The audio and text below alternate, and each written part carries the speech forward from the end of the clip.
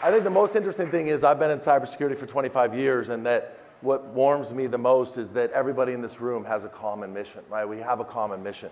It's about protecting people, it's about protecting companies, and it's about protecting countries, most countries, right? We don't really care about China and Russia. That's been very clear in the last few conversations, right? It's funny, my topic, oh, I guess I need this, right? My topic was, I did it by design. Everybody talks about World War III, right? Everybody wants to talk about it. And everybody talks about that as being focused on critical infrastructure, right? Everybody's going after critical infrastructure. Everybody's going after nuclear plants and the water, et cetera. And that is happening, but that's not really what's happening right now. This is an economic war. This is an economic war. This is all about stealing intellectual property. This is about disrupting economies. And so that, to me, is where the line has been blurred. What's interesting is, so I own Global Research Center at Halcyon, and so I've got a ton of threat intelligence in my brain, so if anybody, I really want to open this up for questions, and I'm going to buzz through the slides pretty quickly on the China and Russia thing, because it's already been covered. But I do want to talk about the impact, who they're going after, and what they're going after. But I think ultimately, what people don't understand is that these adversaries are now using these ransomware gangs to exfiltrate data and then leaving ransomware behind to make it look like it was a ransomware attack. So they're now stealing intellectual property through these gangs, which is really interesting. So it's not only an economic war, but it's a geopolitical war. I won't spend a ton of time on this, but I think the most interesting thing that we're seeing from a threat intelligence standpoint, picture this, right? If you don't think Russia and China are active from a government perspective, so literally the day the Ukraine war started, cyber attacks went down dramatically from that institution of Russia. Same thing on, take any Chinese holiday. The attacks go down dramatically. These are nation state sponsored. They're now leveraging, they're doing a lot of the initial access, right? So this is leveraging the 0-day APTs. There's what's called initial access brokers. That's what the governments are doing. And once they have initial access, they're selling that to the ransomware gangs, and then those ransomware gangs are actually pulling off the ransom, and they're getting the data from that. So it's very interesting how that's changed and how that's evolved. So we've heard of these. I don't want to go through them, but these are just certain circumstances around Black Basta. We've seen this is Russian intelligence that's coming straight from the government. Typhoon, you heard about it earlier this morning if you were here, clearly where that's coming from. We're seeing that it's just the Chinese are leveraging that particular tactic. What's interesting is the reason why we're tying this back to nation states is that they're now leveraging 0-day attacks, right? We always had talked about APTs, right? These advanced persistent threats where they're leveraging a vulnerability in software that's unknown and they're bypassing all security controls. That's happening. But all of that initial access to gain a footprint in an organization is just focused on ransom, actually encrypting machines to create disruption, data exfiltration, either to double extort them or actually steal intellectual property. So let's get into the data. This is really interesting. Let me share some statistics with you. Obviously, ransomware is succeeding. You can't argue that there's a gap right now between where the EPP, XDR, EDR's efficacy would stop on a highly sophisticated 0-day attack and when you would actually have to deploy your immutable backups, right? So we know that ransomware, you can't argue that ransomware is not succeeding, no matter what your defense in depth architecture is, because they are leveraging highly sophisticated attacks. Hence the TTPs and the 0 days. One of the things that we've changed the language is that I've spent my whole career focused on indicators of compromise. When I started FireEye and Mandiant, we all talked about indicators of compromise, TTPs, but now it's indicators of ransomware. So it's interesting, they're actually leveraging different techniques. And so these indicators of ransomware are precursors and indicators that are very different than malware, right? So malware is just malicious. And what's interesting about ransomware, it's a behavior. They actually have to behave a certain way in your architecture to actually succeed. So it's important that you have a behavioral analysis engine inside your architecture looking for those, and I'll walk you through each one of those steps. Compliance, not everybody is focused on compliance, but nobody can afford to have data being exfiltrated, right? Generally what's happening that we're seeing is that the adversary generally tries to turn off your EDR, then they try to turn off your shadow copies so you're down and can't recover from an immutable backup standpoint. And then ultimately they're exfiltrating data first, and then they're actually doing the encryption process. Some of them are just doing the data exfiltration because that's much easier, and then they just extort you. But sometimes they're going to do both and double extort you. What's interesting is the impact is staggering, right? So the encryption is, it's funny when we talk about the economy, right? So I know everybody might have thought I was going to talk about this cyber war, like World War III and all this other stuff. It's not. It's all economic driven, right? If you think about what's happening is that it's all about business continuity, right? If you think about what's happening right now, never in the history, besides a denial of service attack, besides a distributed denial of service attack, in the history of cybersecurity, has an attack been so disruptive? Think about that. The average downtime is 22 days. The average recovery is 5.1 million. Ask Change Healthcare, right? United Healthcare Organization. They paid 22 million in ransom. It's going to cost them $2.9 billion in recovery. It's staggering. So people don't put that in. If you just looked at the numbers around how much ransomware is being paid, it's a very small percentage. As a matter of fact, if you think about cyber insurance, 25% of it is actually paid out when it comes to the actual ransom and extortion. 75%, 75 cents to every dollar paid out is actually because of downtime. This is clearly economic, but it's also political in the sense that these organizations are disrupting the GDP of this country. So let's just not mix words here, right? They're coming after us, they're stealing our intellectual property, they're leveraging these ransomware gangs to not only steal IP, not only create business continuity issues, and look, I never thought I would say this in my career, but people are actually dying, right? So we know, and that's a really weird thing to say because I'm not all about fear, uncertainty, and doubt, but it's happening because hospitals are getting shut down, ambulances are getting rerouted, and people are dying. It's just a fact. And so they don't care. Obviously, these gangs do not care. It's all about the money, and it's all about the greatest disruption. So it's really interesting if you think about the cybersecurity aspect of it. So this was a learning experience for me too in cyber. I didn't realize that there was a bifurcation of responsibility when it came to ransomware, is that we have these initial access brokers. There's thousands and thousands. You saw the statistics. There's government agencies, there's thousands and thousands of people. They gain initial access into your organization, and then they sell that back to the ransomware as a service providers. And there's even brokers of the ransomware service providers. And what's even more interesting is that we all know that with the evolution of all of our architectures, if you think about IoT, right, that just created this massive attack surface, right? You had these unagentable devices directly connected to the network.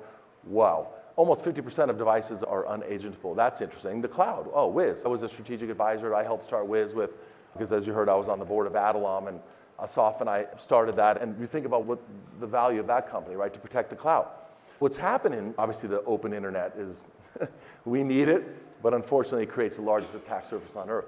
What's interesting is the perfect storm is around the actual cryptocurrency, right? So they can hide behind it, and even where they're actually taking the data, they can hide behind it because they're just taking it to third-party sites. So it's a perfect storm and look, that's not going away, right? So cryptocurrency is not going away, and so they're able to money launder through that.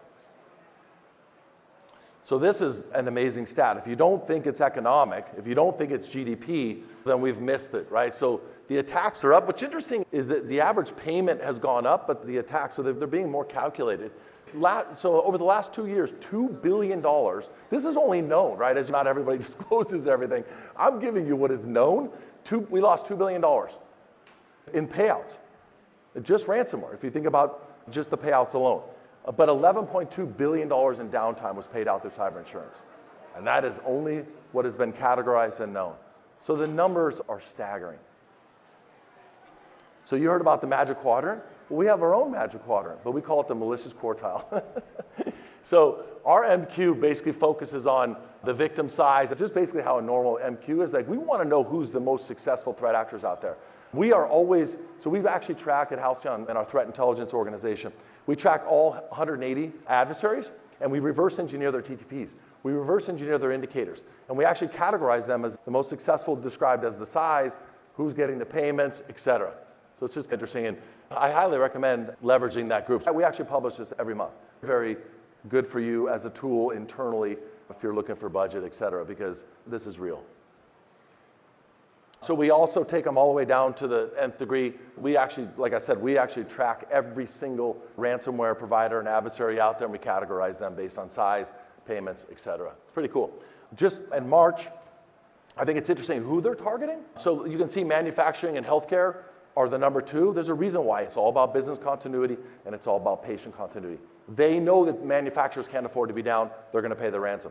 They know that hospitals, healthcare, it's actually unbelievable what they're doing in the healthcare world. We have some of the largest healthcare organizations as customers in the world because of this threat and because of the actual patient continuity. We sit in front of devices that actually protect humans in hospitals, healthcare organizations. So I just think this is pretty interesting. The most interesting to me is the 7%, right? And that was what I wanted to highlight, is that, yeah, we're seeing attacks on critical infrastructure, but what I find the most fascinating around the ransomware groups is that they're not actually going after the US government. You probably can demise why, right? Because they don't want to stir the bee's nest. The last thing they want to do is get the US government involved. And we always describe critical infrastructure as water, gas, electric, fuel, and all those things. But I'm a firm believer that every company in this country is critical infrastructure. How could it not be? It's GDP. Every company in this country is part of how we operate as a country. It's how we're measured. And I would hypothesize that we expand what critical infrastructure is. We're actually working with CISA, the FBI, and the government to potentially redefine these attacks, especially on healthcare where we're focused as a terrorist attack. I don't know if we'll be successful doing that, but in my humble opinion, it's a terrorist attack. All right, before we get into questions, I want you guys to think about the art of possible, right? So we know that there's a ransomware gap, right? And that gap is, look, the EPPs, the EDRs, the XDRs, they're doing a phenomenal job with viruses and malware, and they stop a very high percentage of ransomware. Like, we work with and partner with CrowdStrike, SentinelOne, Microsoft Defender, Palo Alto, you name it. We actually sit behind them. But what if you had a layer of resiliency that sat between the EDR and your immutable backups? And what if the attacker was successful? Let's just say all security controls were bypassed. What if you could have a layer of resiliency that could stop data from being exfiltrated? It looked at the source of where the data was coming from. It looked at the destination where the data is going, which is the biggest factor of where data exfiltration from a ransomware. And it actually took volumetric data, and you triangulated on that, and you can actually stop data from leaving your architecture. But I think the most interesting thing is there is not another company in the world that has created a layer of resiliency that if for whatever reason this attacker is successful, they have to encrypt the machine. What if that solution was sitting at the layer of the architecture, ring 0, and could capture the symmetric keys, the seed value, and the entropy of that attack, isolate that machine, and recover that machine in minutes or seconds? I know a company that can do that, but I'm not going to share that with you. So look, in the end, you need your EDR, EPP, XDR strategy. Like that cannot go away. They're doing the heavy lifting. There's no question. People often ask, oh, then do I need my immutable backups? Absolutely, that's for disaster recovery. But like I said, what's really interesting when we reverse engineer these TTPs and these indicators of ransomware, we're finding that the adversary spends a lot of time on trying to turn off your EDR. They just do. They're very sophisticated. And the one thing that we do is we actually monitor for that behavior, so we can actually protect that layer of the architecture. The second thing they do is they try to turn off your VSS shadow copies. They try to turn off your immutable backups, et cetera, because they want you down as long as possible. Then generally they're exfiltrating the data, and then they're doing the encryption. So adding a layer of resiliency and recovery between these layers of the architecture is what we're hyper-focused on. And so with that, I would like to open up for any questions. Any questions? I'm in between lunch. I knew this was going to happen. Yes, sir. You have nation-state actors going against you. How do you win with this? With nation-state actors, say it again? Aggressively going after this embodiment of organized ransomware who's attacking every time the enemy what's the end game in terms of security, protection, and posture? Where does the jury come from? Yeah, the question was, is that what are we doing about this nation-state threats? Obviously, it's very prolific. We read in the paper every single day. You saw that there was 19 attacks every day.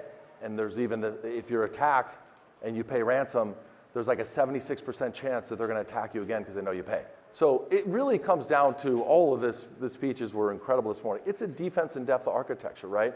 It really is employing the best technologies, right, to defeat it. And like I said, as the attack surface changes, so should the cybersecurity posture, right? And there's nothing that anybody's going to do on the offense. That's not something that vendors do. I do believe that as the threat rises, I think the governments are going to start to create a little bit more offense on that.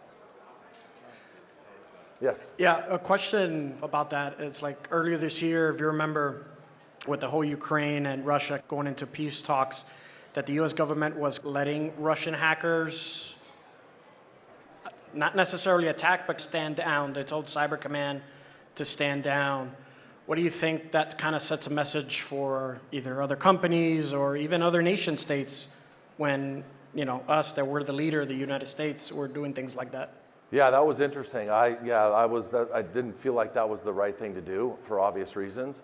I'm not going to pee in the Cheerios of our government, but that just did not make sense to me. And you saw, which was really interesting, that was the kind of controversial statement that I made earlier, which is the threats went down dramatically. Because you can see both the APTs coming from China, it's all very documented based on IP, et cetera. And so we saw that dramatically go down, which is really interesting. So we know that what the government was focused on. Yeah. Hi, good afternoon, morning. So the focus today had to do with the United States and so on. I'm from the Caribbean and Latin America. Do you have any statistics about the attacks in that region and yes. what's being I do at a high level. So okay. My high level experience is that I've been to 4 countries in Latin America, just recently in Mexico City. And what's really interesting is, and don't take this the wrong way, I'll talk about Mexico City mainly, is that a lot of these countries they don't have as strong defense in depth architectures. And they're actually the most attacked countries in the world because of the fact they don't have the same defense in depth architectures that the US does. I met with 20 CISOs in Mexico City, and these are the largest companies in all of Mexico City, and 100% of them had been breached. Normally in the US, it's, 50%, 100% had been breached with ransomware, and they paid it. And one of the things that I talked to those leaders about, which was really interesting, is that people are not going to do business with them, because that's a third-party risk to them. And so my thought is, if you're thinking about our GDP, you need to think about your GDP, because we will not do from the US manufacturing or imports, exports, et cetera. I think it's going to have an impact. And so I believe a lot of these parts of South America and other parts of the world need to focus on creating a better defense in depth architecture to protect doing business with as a third party. Yeah. Yes, sir. And speaking of another region, what about Asia? We got North Korea, and that's a big deterrent. But what about Australia, places like South Korea and Japan to counter the things that are going on? That's a great question. I'll just give you Japan, because I know we're running out of time.